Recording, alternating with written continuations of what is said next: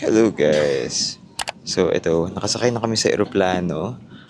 This is Scoot ulit. Ito yung connecting namin mula Manila, tapos di ba lumapag tayo sa Singapore. And now, from here sa Singapore, we are flying to Penang, Malaysia. Alam nyo ba, medyo intense yung pagpasok namin dito sa eroplano mula sa hotel. As in, sagad-sagaran yung mga oras. Buti na lang nandito kami sa Singapore, napaka-seamless, dire-diretso mula sa pag-check-in, pagpasok sa eroplano, sa immigration. Yun, lahat yun, we did that under 20 minutes hanggang makarating kami dito sa loob ng eroplano. Kasi kung sa Philippines yun, yung ganong tight na oras, for sure na iwanan na kami ng eroplano. Buti na lang, dito na kami sa loob, yay!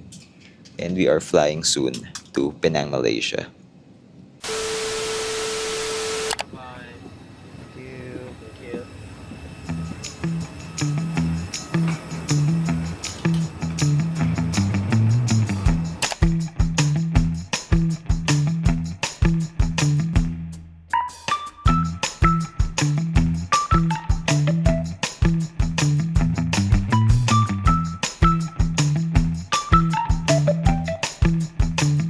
So ito, we just landed in Malaysia. Nakalampas na kami sa immigration, nakalampas na rin sa customs. And nandito na kami sa arrival hall ng Penang International Airport. Naka-withdraw na rin ako ng cash. Bali, lang ako, ginamit ko lang yung GCash card ko. Tapos, rekta ng withdraw doon sa ATM. And then, yung SIM card na ginamit ko sa Singapore, yun na rin yung gumagana dito. So, wala na tayong aasikasuhin ganun. Ngayon, babiyahe na tayo. Siguro bus na lang kami.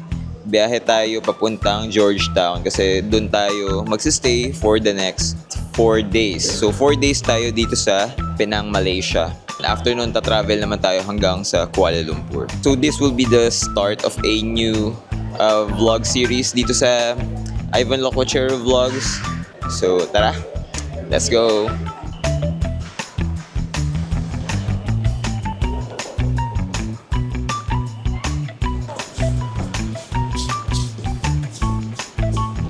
So guys, we are still here in Penang Airport and we're still figuring out kung paano kami lalabas dito. Kasi nababasa ko naman, meron daw bus na papuntang Georgetown. Kaya lang, may dalawang nakapilang bus dun pero parang hindi pa sila aalis. So inisip ko mag-book na lang kami ng Grab. Mura lang din naman. So punta kami dun sa area na sakayan ng mga Grab. So guys, gaya sa NAIA, meron ding designated area dito kung saan lang pwede mag-abang ng Grab. So ayun, dito na kami pumunta and we'll just wait for our Grab here.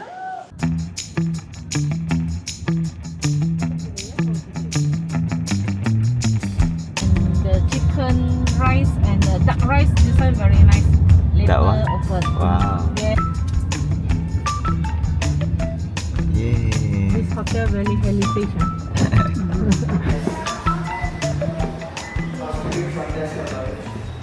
So all the room payment is already settled online. Okay. I just need to collect one more payment, which is the tourism tax and the government. The room is already here. So what can we do is we'll show you around first, then Okay. maybe you can decide where to go for lunch. You know. Okay. The check-in will be actually 2 p.m. Okay.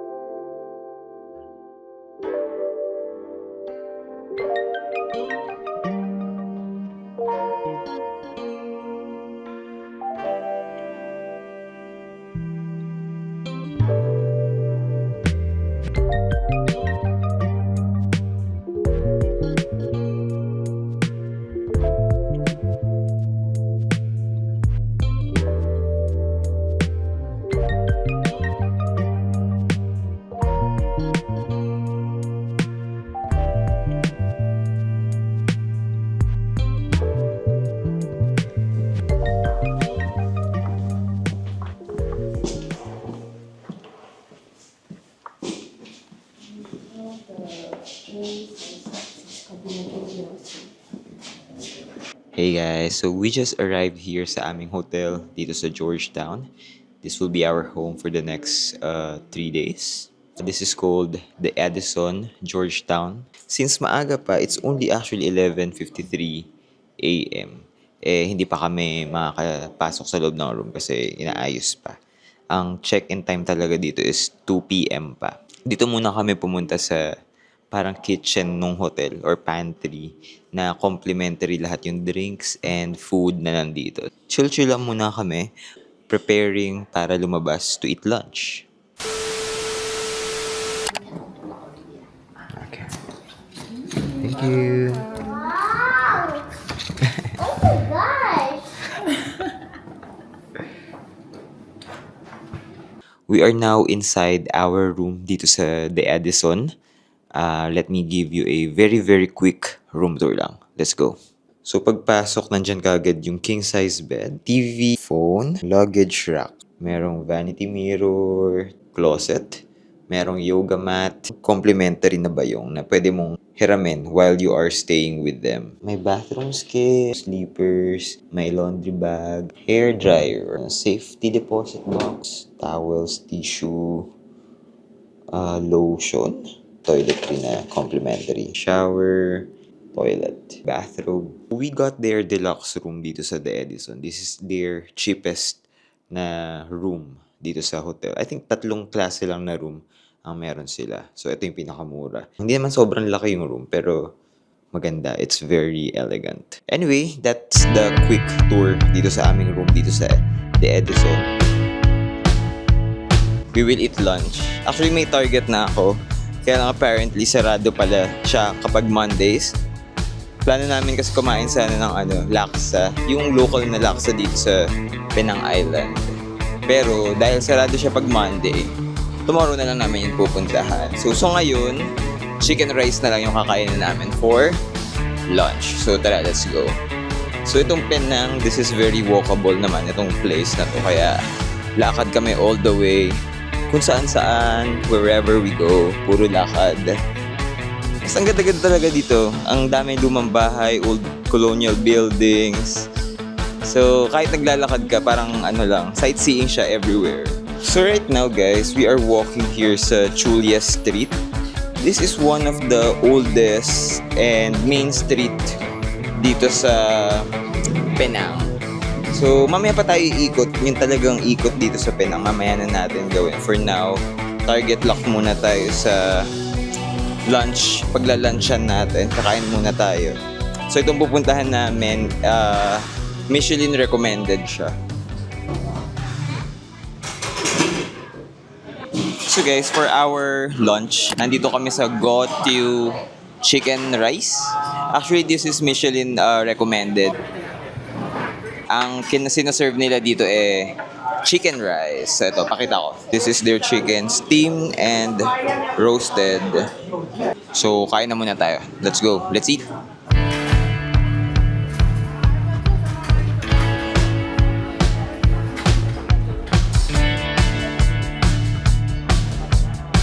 So, bukod sa chicken rice, ito, umorder din kami ng nutmeg juice. Actually, first time ko makatikim ng nutmeg juice. Siyang cola. Tapos ang coke.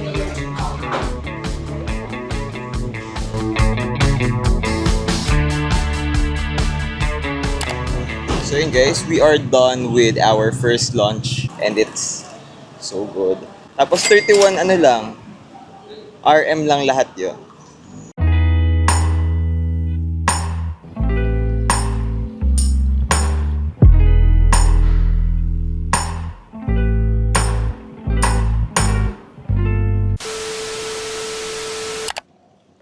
Hello guys! Welcome back. Nakapahinga na kami after namin kumain ng lunch kanina. So ngayon, lalabas na kami to go around the old town. So itong Georgetown pala guys, by the way, UNESCO World Heritage Site. For those who do not know, itong Georgetown, dati siyang colony ng Britain. So bago nabuo yung Malaysia, yung bansang Malaysia, itong areas na to, itong Georgetown, yung Melaka, pati Singapore, sila, mga colony ng Britain. Ang tawag sa kanila ay Straits Settlement. Mga key trading settlements ng British Crown dito sa Malacca Strait. Mamaya makikita natin yung iba't ibang influences ng different cultures. Kasi itong Georgetown, it's multicultural. Kasi meron ditong influences ng British, meron ding influences ng Chinese, meron ding Indian, meron din yung local na Malay. So, napakaraming kultura naghalo-halo dito sa maliit na isla. So, itong pagiging multicultural niya na lugar is very evident sa architecture ng mga building, pati sa food dito sa paligid na kakainan natin. Kasi, alam niyo ba, itong Georgetown, ano rin siya, food capital ng Malaysia. So, di ba, napaka-exciting. Maliit na bayan pero it has so much to offer. So, tara, let us explore Georgetown. Today is actually our official day 1 dito sa Malaysia. First time namin sa Malaysia. And dito kami dumiretso sa Penang. Pero later, after our trip dito sa Penang, pupunta rin tayo sa Kuala Lumpur.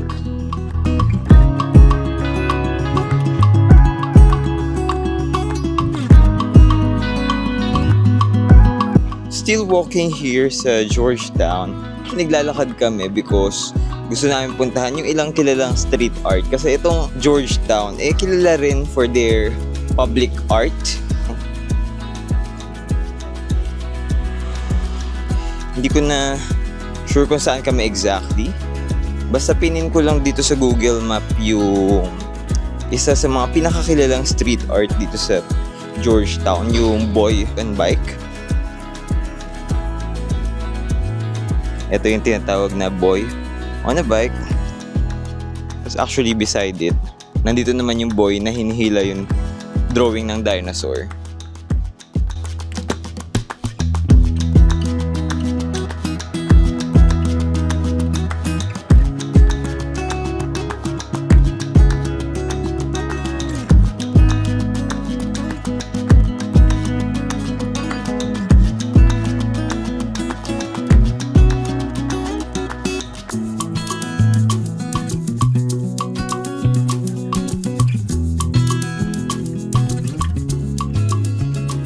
From Armenian Street, nandito naman kami ngayon sa Kimberley Street. Ito yung kilalang food street dito sa Georgetown. So dito tayo mag-dinner.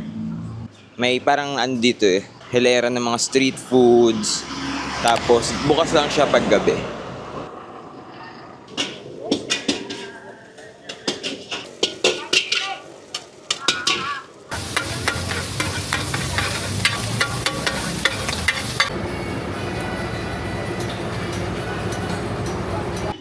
So, bumili lang ako ng mga food dito sa mga food stalls dito sa paligid. Then, inipon ko. Then, kumuha lang kami ng bakanting table.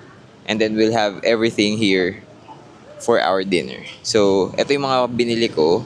So, we have char kway teow. Ano nga ba to? Shrimp na parang dumpling or siomai.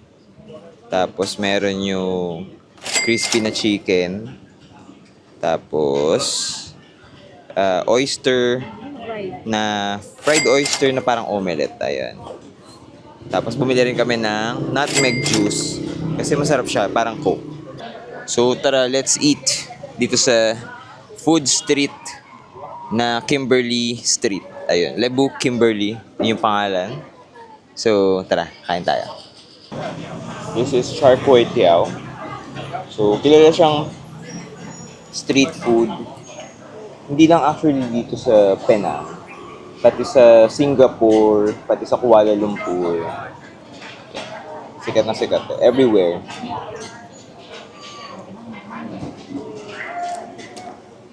Actually parang ano siya style niya parang, ano nga yun nasa Thailand? Bangkok. So yung style niya parang pad thai. Pero parang mas smoky flavor. Ito.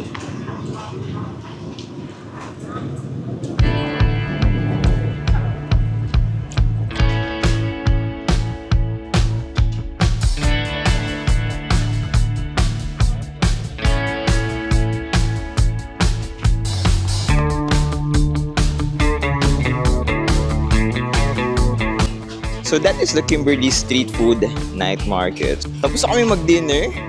Ngayon, maglalakad na lang kami pabalik sa hotel sa The Edison. So that ends our first day dito sa Georgetown. Hello guys! So before I end this vlog pala, let me share with you some essential travel tips kapag pupunta kayo dito sa Penang or in Malaysia in general. Tip number 1, dapat meron kayong dalang adapter. Ito. So, ito yung type ng adapter na dapat meron kayo. Mga saksakan dito sa Malaysia, ganito yung itsura.